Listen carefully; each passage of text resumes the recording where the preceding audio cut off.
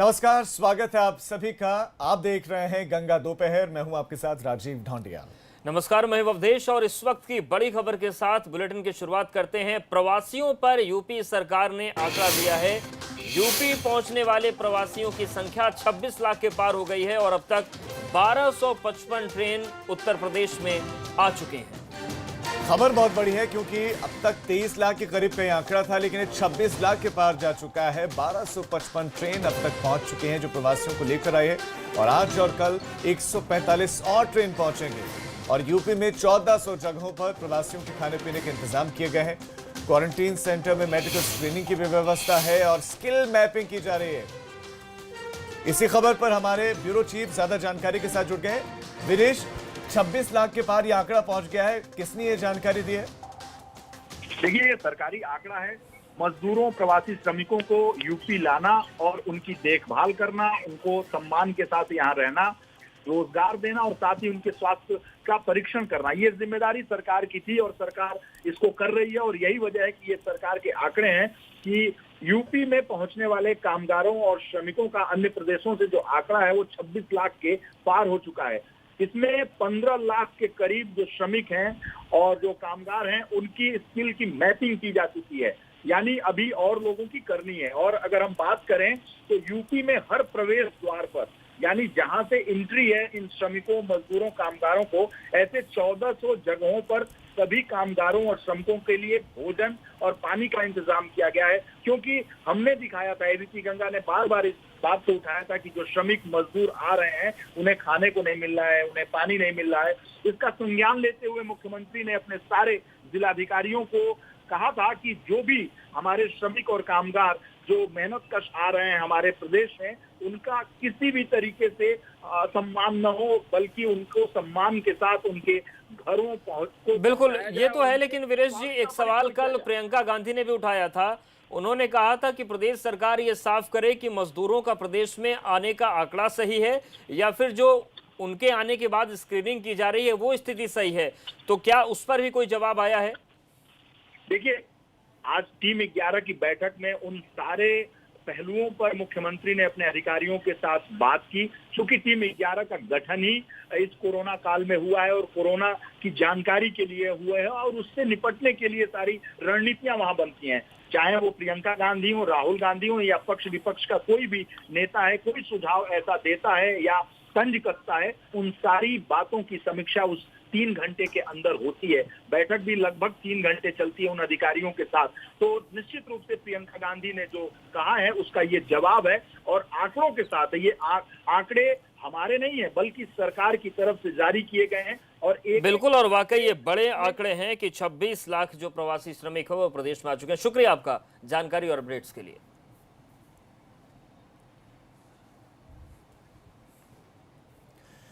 गोरखपुर का रुख कर रहे हैं। बड़ी खबर गोरखपुर से, जहां पर संदिग्ध परिस्थितियों में 300 चमगादड़ों की मौत हुई है। वन विभाग ने करीब 35 चमगादड़ों की मौत की पुष्टि की है। संदिग्ध परिस्थितियों में 300 चमगादड़ों की मौत हुई है और इसमें वन विभाग ने करीब 35 की मौत की पुष्टि की है। चमगादड़ का शव बरेली में पोस्टमार्टम के लिए भेजा गया है। तो आपको बता दें कि रिपोर्ट आने के बाद चमगादड़ की मौत का खुलासा होगा, लेकिन जो पहली जानकारी आई थी वुहान से कि चमगादड़ों की वजह से कोरोना वायरस फैला, ऐसे में उत्तर प्रदेश के कई जिलों में दहशत का आलम था। फिर चाहे हम सोनभद्र की बात करें या गोरखपुर में अब जो तस्वीर आ रही, इसके बाद लोग परेशान हैं। 300 चमगादड़ों की मौत की बात सामने आ रही है। बिल्कुल, घटना बिल्कुल सामान्य नहीं है और इस बीच में खबरें आई थी जब लोग डरे हुए थे और चमगादड़ों को या तो मार रहे थे, उनसे दूर भाग रहे थे। और इस बीच में धीरज भी हमारे साथ, हमारे संवाददाता जुड़ गए। धीरज, क्या पोस्टमार्टम से साफ हो पाएगा कि मौत की असल वजह क्या रही? जो डीएफओ है अविनाश कुमार, हमने उनसे बातचीत भी की है। उनका कहना है कि बरेली शव भेजा जा रहा है जो पोस्टमार्टम होना है जहां पर, और वहां पर पोस्टमार्टम के बाद ही जो स्थिति होगी वो स्पष्ट हो पाएगी। ये कह पाना कि किस वजह से मौत हुई है ये अभी ठीक नहीं होगा। और जहां तक मौत की बात है, 41 डिग्री टेम्परेचर चल रहा है और जो तालाब है वो गांव में अधिकतर सूखे हुए। ऐसे में ये भी आशंका जताई जा रही है कि गर्मी, भीषण गर्मी की वजह से भी इन चमगादड़ों की मौत हो सकती है। लेकिन फिलहाल अभी डीएफओ भी कुछ कहने की स्थिति में नहीं है। बिल्कुल, शुक्रिया आपका जानकारी और अपडेट्स को देने के लिए नीरज।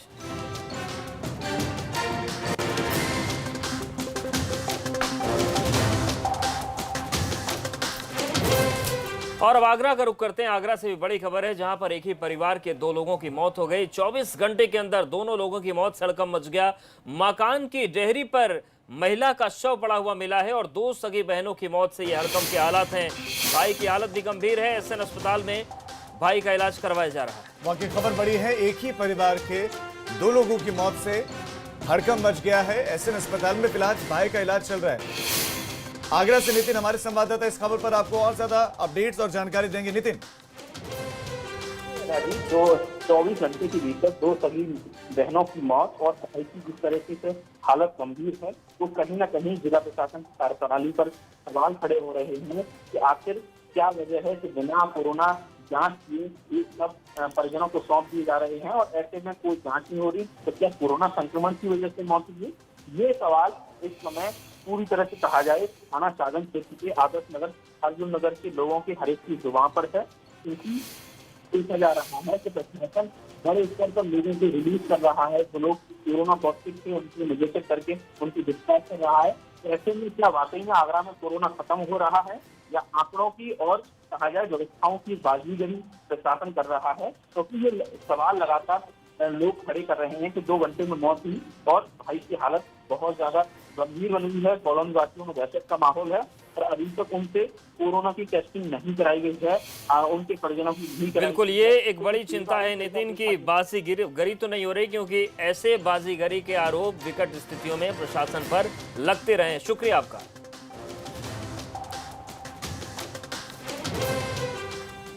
खबर अब नोएडा से, जहां पर पुलिस और बदमाशों के बीच मुठभेड़ हुई है। बाइक लूट कर भाग रहे बदमाशों से मुठभेड़ हुई है। खबर ये नोएडा से आपको दे रहे हैं। पुलिस और बदमाशों के बीच में मुठभेड़ हुई है और ये बदमाश बाइक लूट कर भाग रहे थे। इस बीच में पुलिस के साथ इनकी मुठभेड़ हुई और एक बदमाश को गोली भी लगी है। तो आपको बता दें कि इस मुठभेड़ के बाद बदमाश के कब्जे से लूटी गई बाइक को भी बरामद कर लिया गया। फरार बदमाशों की तलाश में कॉम्बिंग जारी है। थाना जारचा क्षेत्र में ये मुठभेड़ हुई है। तो ये इस वक्त की बड़ी खबर। एक बार फिर से मुठभेड़ हुई नोएडा में पुलिस और बदमाशों के बीच, और इस मुठभेड़ के बाद लूटी गई बाइक भी बरामद कर ली गई है। तो लगातार कोरोना योद्धा के रूप में पुलिस वाले काम कर रहे हैं, लेकिन साथ ही साथ ऑपरेशन क्लीन जो लगातार चलता आ रहा है योगी सरकार में, वो ऑपरेशन क्लीन अब भी चल रहा है। बदमाश के कब्जे से लूटी गई बाइक बरामद कर ली गई है। बदमाश को भी गोली लगी है, वो घायल हुआ है, अस्पताल में उसको भर्ती करवाया गया। जब ठीक होगा तो पूछताछ की जाएगी कि और कितने मामलों में ये वांछित है।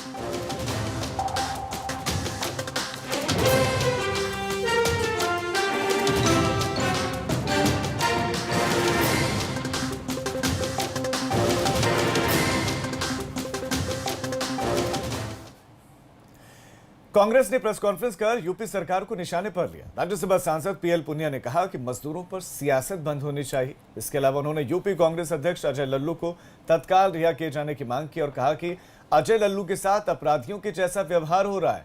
इतना ही नहीं, यूपी सरकार के कोरोना आंकड़ों को लेकर भी उन्होंने सवाल खड़े किए। भारतीय जनता पार्टी जो कोरोना से लड़ रहा है, कांग्रेस पार्टी उसी से लड़ाई लड़ रहे हैं। हमारे प्रदेश अध्यक्ष श्री अजय कुमार लल्लू जी, वो सरकार के द्वारा, उत्तर प्रदेश सरकार के द्वारा जो निर्देश दिया गया था कि जो बॉर्डर पे है, आगरा बॉर्डर पे बसे हैं, उनको नोएडा और गाजियाबाद लेके जाइए, वो लेके जा रहे थे और उनके साथ जो सलूक किया गया, उनकी गिरफ्तारी हुई, जमानत हुई, दोबारा गिरफ्तारी हुई। आज 7-8 दिन से वो जेल में है। जो उनके साथ व्यवहार किया जा रहा है, एक अपराधियों की तरह से व्यवहार किया जा रहा है। लोगों को मिलने नहीं दिया जा रहा है। वकील से जो मुलाकात है उसमें अड़चनें पैदा की जा रही हैं। तो ये दुर्भाग्य की बात है। हमारे ये बहुत प्रबल मांग है कि उनको तत्काल रिहा किया जाना चाहिए और भारतीय जनता पार्टी और ये सरकार जो इस तरह का जो खेल खेल रही है उसको तत्काल बंद होना चाहिए। ये देश हित में नहीं है, राष्ट्र हित में नहीं है। मुख्यमंत्री जी, मैं आपसे निवेदन करना चाहती हूँ कि 24 घंटे बीत गए हैं। अब वक्त आ गया है कि आप, प्रदेश जिसने आपको चुनकर मुख्यमंत्री बनाया है, आप पर अपना विश्वास जताया है, वो आपकी बात को सुन रही है। कृपया सामने आइए, या तो अपने बयान का खंडन कीजिए और या प्रदेश की जनता के सामने उसका स्पष्टीकरण दीजिए, क्योंकि जनता जगह जगह से, कई जिलों से हम लोग के पास कल से, जब से बयान आया तब से लोग डरे हुए हैं। वो सवाल पूछ रहे हैं कि आखिर असली आंकड़े क्या हैं। तो ये जवाब देने की जिम्मेदारी माननीय मुख्यमंत्री जी की है। उधर कांग्रेस नेता राहुल गांधी ने भी मोदी सरकार पर हमला बोला। राहुल ने देश में लॉकडाउन को फेल बताया और उन्होंने सरकार से पूछा कि आपने 21 दिनों में बीमारी के खात्मे की बात कही थी, लेकिन 60 दिन बीतने के बाद भी बीमारी बढ़ रही है। राहुल ने पीएम मोदी से पूछा है कि आपका प्लान बी क्या है। नरेंद्र मोदी जी ने कहा था कि 21 दिन में कोरोना की लड़ाई जीती जाएगी। 4 लॉकडाउन हो गए, तकरीबन 60 दिन हो गए। हिंदुस्तान पहला देश है जो बीमारी के बढ़ते वक्त लॉकडाउन बंद कर रहा है। चाहे वो जापान हो, चाहे वो कोरिया हो, चाहे वो जर्मनी हो, फ्रांस हो, सब के सब ने लॉकडाउन जब बंद किया, जब बीमारी घटनी शुरू हुई थी। तो यह बात क्लियर है, स्पष्ट है कि हिंदुस्तान का लॉकडाउन फेल हुआ है। जो लक्ष्य नरेंद्र मोदी जी का था, वो लक्ष्य पूरा नहीं हुआ।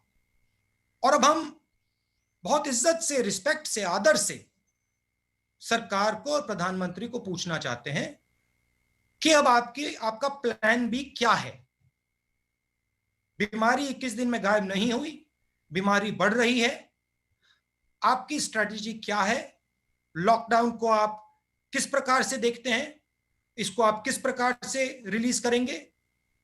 जो हमारे मजदूर भाई बहन हैं, उनकी आप कैसे मदद करोगे? जो आप हमारे जो छोटे स्मॉल एंड मीडियम बिजनेसेस हैं, उनको उनकी आप मदद करना चाहते हो, नहीं करना चाहते हो? क्या प्लान है? तो ये सवाल हम सरकार से पूछना चाहते हैं। तो एक तरफ कांग्रेस सरकार से प्लान बी पूछ रही, तो दूसरी तरफ महाराष्ट्र में सियासत में खींचतान लगातार जारी। लिहाजा अब सरकार गिरने के भी संकेत मिलने लगे हैं। ऐसे में बीजेपी नेता नारायण राणे ने वहां पर राष्ट्रपति शासन लगाने की मांग की है। उन्होंने कहा कि कोरोना काल में सरकार पूरी तरह से फेल हो गई है, साथ ही उद्धव सरकार लोगों की जान भी नहीं बचा पा रही है। मुंबई में 40-45 रोज आदमी गुजर जाते हैं। ये संख्या कम नहीं हो रही है, ना पेशेंट की संख्या कम हो रही है। ये करने के लिए कुछ उपचार शासन के तरफ से होने चाहिए। सरकार के तरफ से पिछले 2 महीनों से कुछ भी उपचार कर नहीं पाए। ये संख्या पर कंट्रोल रखने का काम भी नहीं कर पाए। पूरी तरह से ये सरकार फेल्यूर है। हम इसलिए मांग करना चाहते हैं कि हमें महाराष्ट्र की जनता को बचाना है। न एक सेकंड, महाराष्ट्र की जनता को बचाना है तो ये सरकार बचा नहीं सकता है। इसलिए हम राष्ट्रपति राजवट की हमने मांग रखी है। उधर उद्धव सरकार पर खतरे को लेकर कांग्रेस नेता संजय निरुपम ने भी हमला बोला। उन्होंने कहा कि जो कांग्रेस के साथ वो भरोसे लायक नहीं है। तो संजय निरुपम ने एक बार फिर से वो बात बोली जो सियासी हंगामा खड़ा कर सकती है। उन्होंने बोला कि जो कांग्रेस के साथ वो भरोसे के लायक नहीं है। सरकार पर खतरे को लेकर उन्होंने बयान दिया है। बात करने के लिए कांग्रेस के नेता मुंबई प्रदेश कांग्रेस के पूर्व अध्यक्ष संजय निरुपम जी हैं। संजय जी, आपने शिवसेना को भी नजदीक से देखा है और कांग्रेस को तो आप नेता हैं ही। ये जो चीजें हो रही है लगातार इन दोनों पार्टियों के नेताओं का राज्यपाल से मिलना, इसे आप किस तरह देखते हैं? देखिए, जब ये सरकार बन रही थी या बनी थी, तब मैंने एक बयान दिया था कि सरकार की जिंदगी 6 महीने से ज्यादा नहीं हो सकती। आज 6 महीना पूरा होने में 2 दिन रह गए और तब दिख रहा है कि सरकार में बैठे जो अलग अलग पार्टियों के नेता हैं, उनके बीच संवादहीनता की भयंकर स्थिति है। मुझे नहीं मालूम कि दिल्ली की क्या इच्छा है, अंदर क्या खिचड़ी पक रही है, लेकिन 2-3 बातें मैं महत्वपूर्ण तौर पे कहना चाहूंगा। पहली बात ये कि यह सरकार कोरोना के संकट से निपटने में कामयाब नहीं हो पाई, इसे एक अपयश मिला।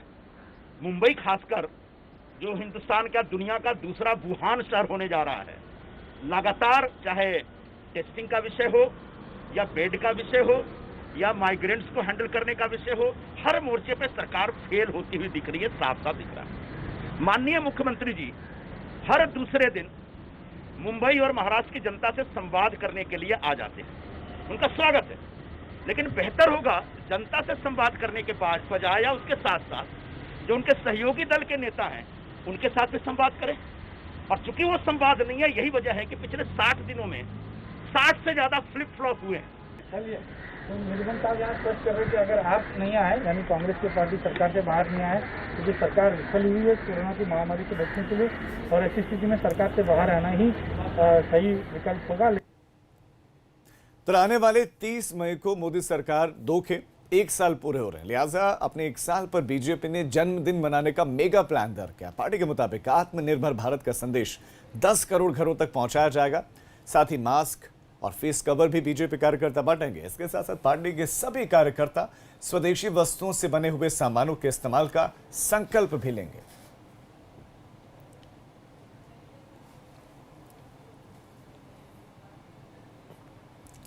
और यहां पर वक्त एक छोटे से ब्रेक का है।